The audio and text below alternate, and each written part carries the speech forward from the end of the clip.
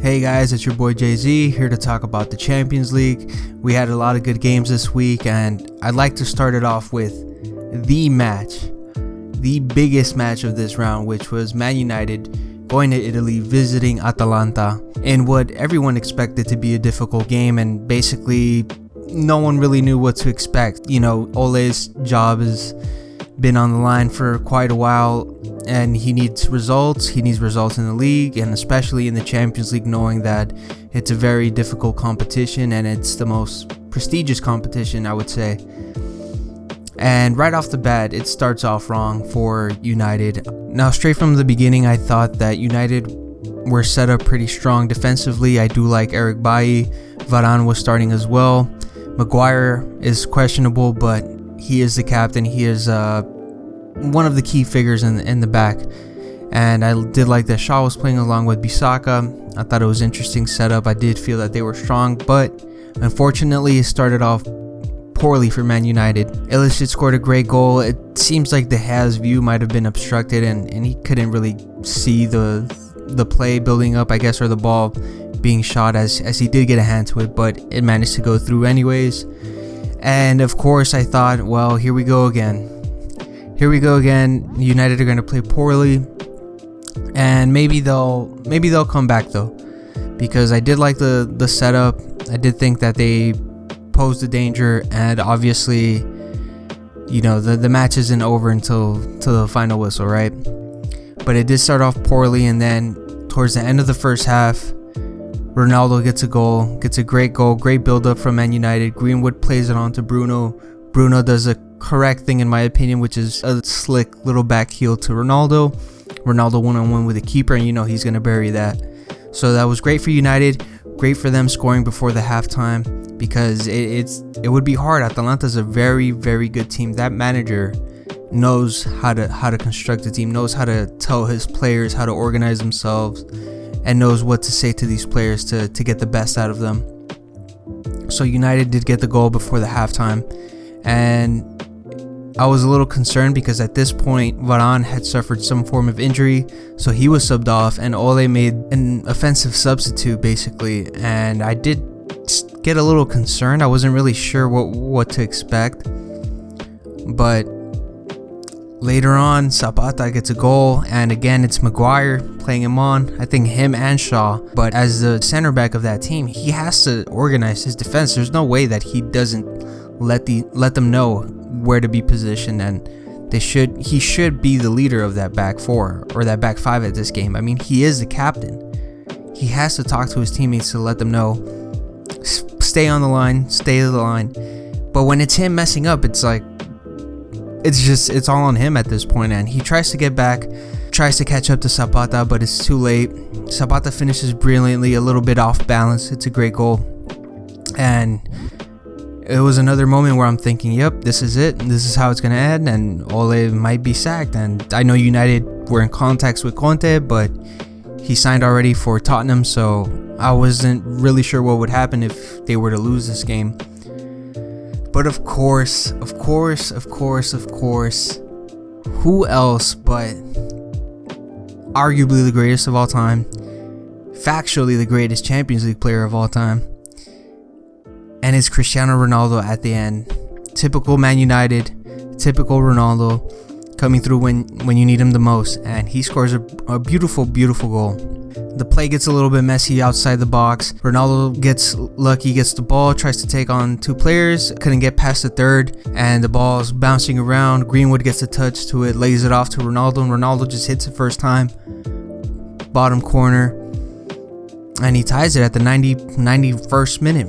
91st minute goal by Ronaldo's tied 2-2. United get a very, very important point away, and Ole survives another day. That's basically been the story of Man United, and it's all due to one man, and that man is Cristiano Ronaldo. Now, another important game that I wanted to talk about is Leipzig. Leipzig going up against PSG. The only reason I want to talk about this game is just to point out how poor PSG have been, and I do think it's basically come down to Pochettino at this point, because this team is set up in a way where it's a little bit difficult. There are plenty of superstars that want game time, that could easily start at any moment, and Pochettino is the one that picks the starting 11 and also decides how they're going to play. And I don't know if he's just playing his players in an uncomfortable position, giving them roles that they're not used to, giving them instructions that they're not particularly that great at executing, but it just hasn't worked for them. And right off the bat, Leipzig get an early lead. They get an early goal, great cross, great header, and they could have taken the lead even further with a penalty opportunity. Unfortunately, they missed. Donnarumma saved it, and it allowed PSG to get back into the game. Wijnaldum gets a great goal inside the box. A beautiful pass by Mbappe, did the right thing, laid it off to him. Simple tap in, 1-1.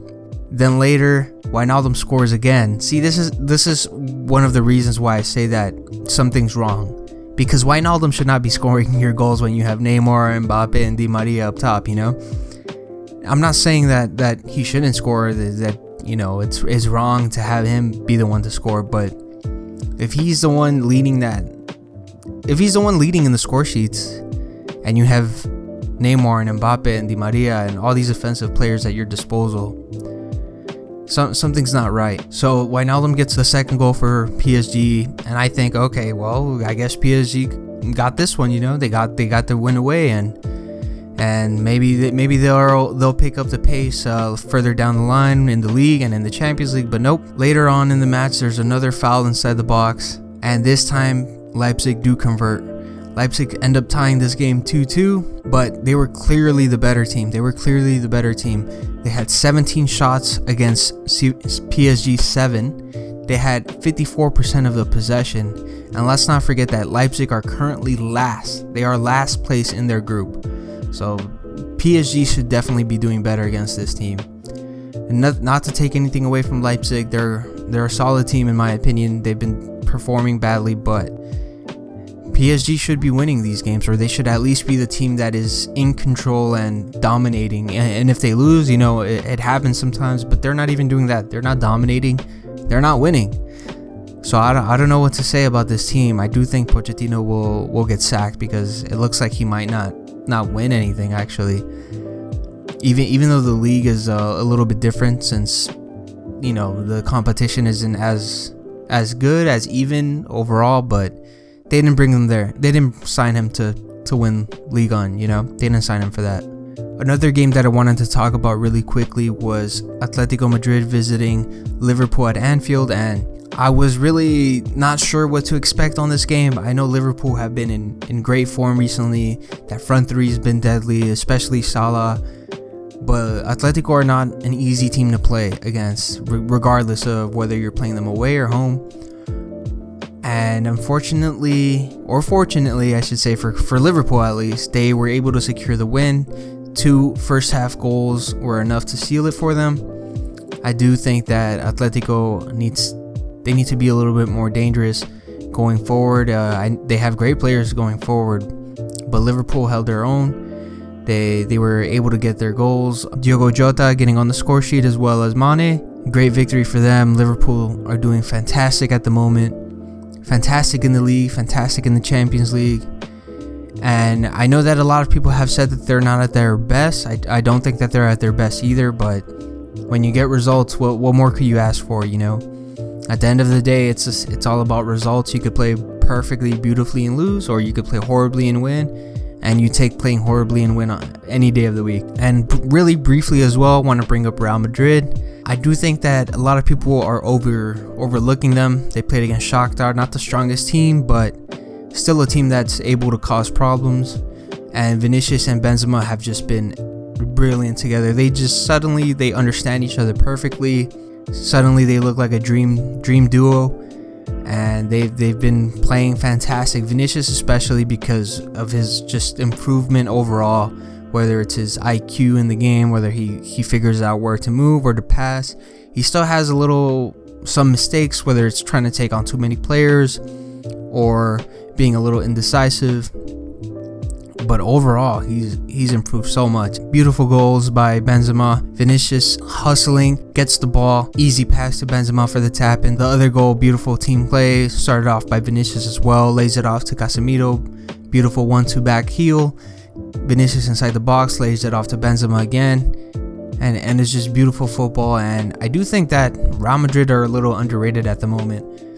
I love what Ancelotti's doing, but he needs to make some signings, I think, because some of the players obviously are a little bit older and he needs to be rotating a lot. Benzema did have a couple of, like, I guess it was a muscle injury, or I don't know if it was fatigue, but he wants to have other players out there. Anyways, guys, that'll be all for me today. Hope you guys enjoyed this round of Champions League football. I know I did. I'll see you guys on the next episode of Football Roundup.